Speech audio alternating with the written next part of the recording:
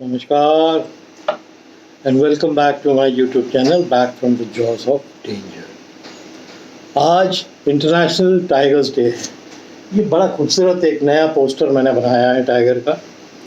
तो आप सभी को टाइगर्स डे की बहुत बहुत शुभकामनाएं।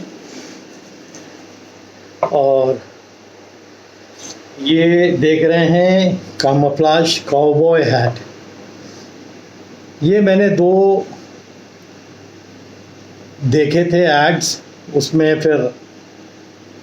मंगवाया था। नॉर्मली तो कामोफ्लेज में हैट्स बहुत मिलते हैं जो फॉरेस्ट वाले होते हैं, बट काउबॉय पैटर्न में ये पहली बार मैंने देखा था कि कामोफ्लेज वाले हैट्स मिल रहे थे, तो मैंने ये दो मंगवाया है। एक ये है, एक ग्रीन।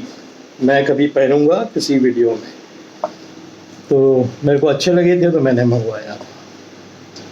तो बहरहाल आज भी जो टाइगर है, क्योंकि टाइगर डे है तो आज भी हम टाइगर की ही बात करेंगे, क्योंकि इंटरनेशनल टाइगर्स डे है। आप सभी को बहुत बहुत मुबारकबाद। मैं उम्मीद करता हूं कि हम सब जो टाइगर्स के बारे में केयर करते हैं, इनको प्यार करते हैं, इनके बारे में सोचते हैं, क्योंकि अगर ये हैं जंगलों में तो हमारा जंगल जो है हमेशा फूलता फलता रहेगा। तो इनका होना बहुत ज़रूरी है। एनीवे, और मैं बीच बीच में इस तरह के पोस्टर्स इसलिए बनाता रहता हूँ कि मेरे को एक फील आती है कि मैं जंगल के अंदर, बड़ा अच्छा पोज है वो, ठीक लग रहा है जैसे मेरे तरफ ही देख रहा है। आज आपको इसी की टाइगर की एक दहाड़ की मैंने बात बोली थी, जो पिछला वीडियो था जिसमें एक वाइल्ड लाइफ फोटोग्राफर थे जिनके ऊपर एक टाइगर्स ने 17 अटैक किए थे। और उसमें एक बात सबसे प्रोमिनेंट जो मैंने बोली थी कि उन्होंने जाना बंद करने का तय इसलिए किया था कि एक दिन की दहाड़ जो बहुत नज़दीक उनके हुई थी, उन्होंने उनका एक हिस्सा जैसे पैरालाइज कर दिया था। इनके दहाड़ में वो असर होता है। बहुत से लोग जो जंगल में जाते हैं, मैंने जितनों से मैं मिला हूँ जो वाइल्ड लाइफ में वाकई ओपन जंगल्स में रहे हैं, आज तो हम रिजर्व फॉरेस्ट की बात कर रहे हैं, इनकी जो दहाड़ है ना, अगर नज़दीक से इन्होंने किसी के सामने, किसी इंसान के सामने मार दी तो वाकई कुछ समय बहुत बुरी हालत हो जाती है। ऐसे ही एक किस्से आज हम डिस्कस करेंगे। ये नेपाल की कहानी है। नेपाल में चितवन नेशनल पार्क है, सब जानते हैं। बहुत राइनोज़ है, बहुत टाइगर्स है चितवन में। बहुत खूबसूरत पार्क है। मैं जाऊंगा, एक बार जाना चाहता था, बट एक बार मैं जब प्लान करके गया था तो मौसम बहुत ख़राब हो गया था और टाइम गलत चूज़ कर लिया मानसून का, तो फिर मैं नहीं जा पाया। एनीवे, तो नेपाल में एक टाइगर और एक टाइग्रेस जो मेटिंग टाइम पे साथ में थे, और क्योंकि उसमें से शायद टाइगर या टाइग्रेस को रेडियो कॉलर पहना रखा था ट्रैकिंग के लिए। और आप जानते हो कि ट्रैक अगर नहीं मिलता है, और रेडियो कॉलर का जो एक फ्रीक्वेंसी होती है, जो इफेक्ट होता है, वो 4-5 किलोमीटर तक, अगर आपके पास वो डिवाइस है जो एंटेना होता है, उसको लेके देखते नहीं आप डॉक्यूमेंट्रीज़ में कि एंटेना लेके सर्च करते हैं कि वो इसलिए कि उनकी पोजीशन कहाँ है, वो कहाँ पर घूम रहे हैं, साउथ साइड में है, नॉर्थ साइड में है, किधर भाग गए, अपने टेरिटरी में है, अपने टेरिटरी के बाहर है। तो काफ़ी दिनों से एक टाइगर जो है उनको नहीं मिल रहा था जो रेडियो कॉलर पहना हुआ था। तो इन्होंने तय किया था उसको लेंगे। तो रेंजर वहाँ के अपने जीप में अपने स्टाफ को लेकर गए और वहाँ पर वही सब फ्रीक्वेंसी जो एंटेना से चेक करते हुए जा रहे थे। चेक करते वो एक जगह आए जहाँ पर वो फ्रीक्वेंसी में रेडियो कॉलर जिसको लगा था वो फ्रीक्वेंसी आ रही थी, बट क्लियर नहीं आ रही। तो उन्होंने आपस में डिस्कस किया, रेंजर ने और उनके साथ एक ऑफिसर और थे। तो तय किया कि हम लोग 2 आदमी को थोड़ा सा पेड़ के ऊपर, शायद ऊपर जाएगा तो क्लियरेंस आएगी और वो एंटीना लेके रहेगा, तो वहाँ से पता लग जाएगा इसका डायरेक्शन ये किस तरफ है। हम लोग जीप लेके थोड़ा पीछे चले जाएंगे, क्योंकि टाइगर्स को अगर आपने रेडियो कॉलर डाल दिया है तो उनको ट्रैक करना बहुत ज़रूरी होता है कि कहीं गांव की तरफ तो नहीं जा रहे हैं, छोटे शहर की तरफ तो नहीं निकल रहे हैं, ह्यूमंस के नज़दीक तो नहीं आ रहे हैं। तो वो वही ट्रैक कर रहे थे। बाकी जितने रेडियो कॉलर पहने हुए टाइगर्स थे उनको तो उन्होंने ट्रैक कर लिया था। एक पर्टिकुलर टाइगर था, बहुत बड़ा अडल्ट था, उसको ये लोग ट्रैक कर रहे थे उस दिन। तो डिसाइड ये हुआ कि 2 लोग थे, उनको पास में ही एक पेड़ था जो अच्छा था, उसमें आप चढ़ के आराम से एंटेना से आप डायरेक्शन ले सकते हैं। तो 2 लोगों को इन्होंने, रेंजर ने बोला कि आप लोग चढ़ जाइए, हम जीप को बैक कर लेते हैं, और अगर ये कुछ क्लियर हो गया, आपको फ्रीक्वेंसी से डायरेक्शन पता लग गया, तो हमें आप उससे बता देना, जो आपका वो रहता है वॉकी टॉकी, कि ये इस डायरेक्शन पे ये मिल रहा है। तो बहरहाल जीप इन्होंने पीछे लेके काफ़ी दूर ले गए, और ये दोनों थोड़ा अपना उसको अलग अलग डायरेक्शन पे एंटेना को घुमाते रहे। एक जगह इनको बहुत क्लियर आवाज़ आई, यानी ऐसा लगा कि वो समझ में आ गया, वो जो बस होता है, इनको क्लियर हो गया कि ये पकड़ में आ गया और बहुत ही नज़दीक आया है। अब कहते हैं ना कि जंगल में आप कभी भी जंगल को समझ नहीं सकते। जो भी बड़े बड़े राइटर्स हों या बड़े बड़े हंटर्स हों, जो बड़ी बड़ी बात बोलते हैं, वो भी नहीं जानते हैं कि टाइगर्स को पूरी तरह समझना बहुत मुश्किल है। उस दिन भी यही है कि दोनों ने वो फ्रीक्वेंसी जो है एंटेना से इन्होंने पकड़ तो ली कि नज़दीक है, और इससे पहले कि ये कुछ डिसाइड करते हैं कि थोड़ा सा जिस ढाल पे बैठे आराम से बैठे और फिर वहाँ से उसको ट्रैक करें कि किस डायरेक्शन पे है, तब फिर वॉकी टॉकी पे उनको खबर करें। ये होता तो दोनों जो पेड़ पे चढ़े हुए थे आपस में बात कर रहे थे धीरे धीरे, और ये बेखबर थे कि इनके बहुत नज़दीक 2 आँखें इनको बहुत देर से देख रही थी। यानी जब जीप आगे रुकी होगी तब से लेके इनका पेड़ पे चढ़ना, वो एंटीना लेके जाना, और फिर ये 2 आँखें देख रही थी। ये बाद में मैं बताऊंगा क्यों देख रही थी। और उससे पहले कि ये एंटीना एक बार एक पेड़ पे टेक लगा के एडजस्ट करके ये लोग देखते, नीचे से जो बुशेस थे, बड़ी गहरी बुश थी थोड़ी बगल में, वहाँ से, जैसे ये पीछे बुशेस आपको देख रही है, अब इसके पीछे एक टाइगर चला जाएगा तो आपको कहाँ पता लगेगा, ऐसी बुश थी। उससे फिर वो पेड़ की तरफ बहुत तेज चार्ज किया उसने, और ऊपर लीप करके पेड़ पकड़ लिया, और पेड़ पकड़ के दहाड़ के इनके ऊपर आने लगा। ये लोग भी बहुत ज़्यादा ऊपर डिस्टेंस पे नहीं थे, मुश्किल से 10-12 फीट पे उस समय बैठे हुए थे, और वो दहाड़ एक आदमी जो एंटीना पकड़ा हुआ था ना उसके एकदम बगल में आई। वो जिससे पहले कि वो रिएक्ट करते कि ये हुआ क्यों, ऑल ऑफ अ सडन एकदम से अटैक कैसे हो गया, उसके हाथ से एंटीना गिर गया और वो भी नीचे आ गया। एक जो था उसने डाल पकड़ ली थी, इसके हाथ से डाल भी छूट गई थी, एंटीना भी छूट गया था, ये खुद भी नीचे आ गया। और तब तक जो धाड़ थी वो जीप तक चली गई। ये लोग समझ गए कि कुछ ना कुछ तो गड़बड़ हुआ है, कि जिस तरह वो, क्योंकि ये लोग फॉरेस्टर्स हैं, ये जानते हैं कि जो दहाड़ करी है इसका मतलब ही अटैक किया है, और ये पेड़ के पास से ही आवाज़ आ रही जहाँ हमारे बंदे चढ़े थे। तो दहाड़ होते ही उन्होंने जो धप की आवाज़ सुनी ना, वो समझ गई कि इसमें से कोई ना कोई, और दूसरा वाला चिल्ला रहा है उसको बचाने के लिए, शायद उसकी भी शक्ति नहीं थी। तो ये नीचे गिरा और टाइगर ने इसको एक पंजा मारा। आप देख सकते हैं कि इसका पंजा कैसा होता। तो जैसे ये नीचे आया, टाइगर ने एक पंजा इसके कंधे के पास मारा, तो और ये वहीं बेहोश हो गया।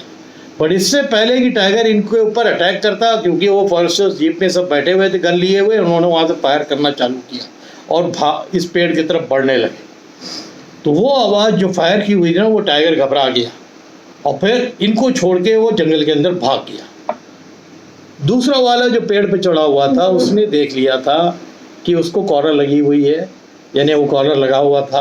तो ये वही था जिसको ये सर्च कर रहे थे, पर उसकी भी इतनी हालत ख़राब थी उस टाइगर अटैक से कि वो भी कुछ नहीं बोल पा रहा था। थोड़ा एक बार चिल्लाया और फिर वो भी सन हो गया। बहरहाल ये नीचे आए, फिर इन लोग को जीप लेके आए, फट से उसको उठाया, इसको दूसरे वाले को उतारा, उसको गाड़ी में बैठाया।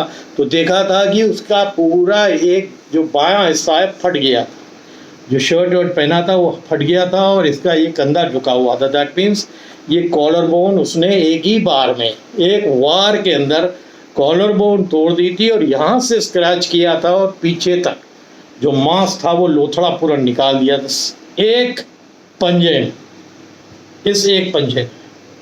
अगर शायद सेकंड्स का और टाइम मिलता तो उसको वही पकड़ के या तो वो ले जाता, क्योंकि ये तो ऐसे ही बेहोश हो गया था। बट शायद उसकी किस्मत अच्छी थी कि वहाँ से फायरिंग हो गई और टाइगर ने इसको छोड़ दिया। और इनको वजह नहीं समझ में आ रही थी कि क्यों अटैक किया, कि पेड़ के ऊपर चढ़ गया, ये तो कोई वजह नहीं होती कि अटैक करने की। जब बुलों ने फिर वहाँ पर जिसके भागने के बाद जब जीप लगाई और थोड़ा सर्च करना चालू किया तो देखा कि उसका एक थोड़ा झाड़ी, जिस झाड़ी पे वो बैठा था उसके थोड़ा पीछे, करीब 50-60 फीट पीछे उसका एक किल था।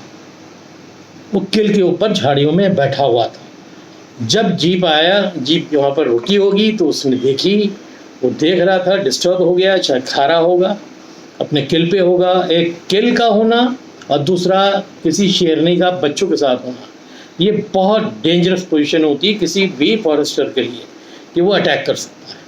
तो इनको ये रीज़न तो समझ में आ गया कि अटैक इसने इसलिए किया क्योंकि उसका किल था, वो किल पे खा रहा था।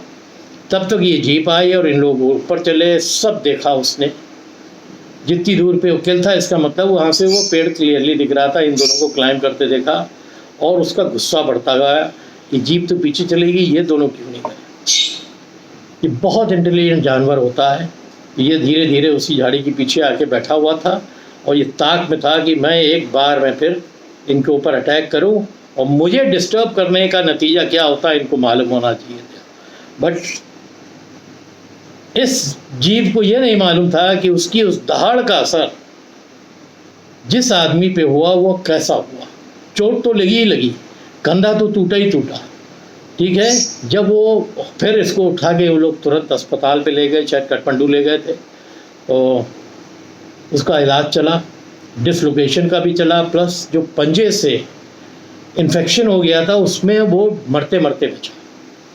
तो कई महीनों उसका इलाज रहा, उसके बाद बच गया और बड़ा डीप पंजों का निशान गया था जो पूरा नोचा था उसने, यानी एक पंजे पे उसने कंधा डिसलोकेट कर दिया और नीचे तक नोच दिया। मेरे ख्याल एक पंजा और मारता तो जिस हालत में ये तो बेसुध होकर नीचे गिर गया था तो ये मर भी सकता था। बट लकीली क्योंकि फायर टाइम पे हो गई, उसको फॉरेस्टर्स बचा ले गए। और जब उससे पूछा गया कि भाई जब वो होश में आया तो उससे पूछा गया तो उसने यही बताया कि मेरे को पता भी नहीं लगा कि वो चार्ज हुआ क्यों। हाँ, मेरे को बस ये पता लगा कि मेरे हाथ से डाल छूट गई है, एंटीना छूट गया है और मैं सन्न हो गया था। मेरे को कान के इस हिस्से से लेके शरीर के नीचे तक सन्न हो गया था। मेरे को कान पे उसको कई दिन तक सुनाई नहीं दिया, कान से उसको सुनाई नहीं दे रहा था और उसको पूरी बॉडी में अजीब से वाइब्रेशंस आ रहे थे और उस दहाड़ का जो वाइब्रेशन था वो दूसरा वाला जो पेड़ पे था उसको भी आ रहा था। बट शायद उसकी होल्ड थी और उसके बाद एंटीना नहीं था तो उसने दोनों हाथ से शायद कोई डाल मजबूती से पकड़ लिया हो गया और तब तक फायर हो गया तो ये टाइगर भाग गया। तो ही गॉट सेव्ड। आप कह नहीं सकते कि टाइगर जिस गुस्से पे इनके ऊपर रोर करके ऊपर आया था वो दोबारा दूसरे के ऊपर भी आ सकता था। तो उसका इरादा इनको वार्निंग देना था, चार्ज करना था, उसको डिस्टर्ब करने के लिए। पर ऐसे ही इरादे घातक हो जाते हैं और वो फिर इंसान को इतना नुकसान कर देते हैं कि उसकी मौत हो जाती है। और बहुत से केसेस ऐसे हुए हैं कि अटैक हुआ था डराने के लिए और फिर जब इंसान वहाँ गिर पड़ा तो उसको वो उठा के भी ले गया, खा भी लिया। बाद में मैनेटर ऐसे ही टाइगर्स को डिक्लेयर किया जाता। तो एक बहुत ही ग्रूसम होती है वो, मैंने बताया ना कि उसकी आवाज़ एक इंसान के ऊपर क्या इम्पैक्ट डाल सकती है, वो भी एक इस केस में है। तो उसने यही बताया कि मेरे को, उसको हॉस्पिटल में जब डॉक्टर कुछ बोल रहे थे तो उसने डॉक्टर को बोला कि मेरे को सुनाई नहीं दे रहा। तो वो क्या इम्पैक्ट था, वो जो इतने नज़दीक आके वो रोर किया है। तो टाइगर की जो दहाड़ होती है उसका क्या इम्पैक्ट होता है, उसकी सीधी सादी मिसाल है ये। चार्ज हुआ, चार्ज होना ही समझ लीजिए आधे तो अपनी पैंट गीली कर देते हैं। ये बात सही है कि जो बड़ी बड़ी किस्से जो जंगल में छोड़े गए कि राजा महाराजा हाथ थे, टाइगर को जो है टैकल कर लेते थे, ये सब बेकार की है।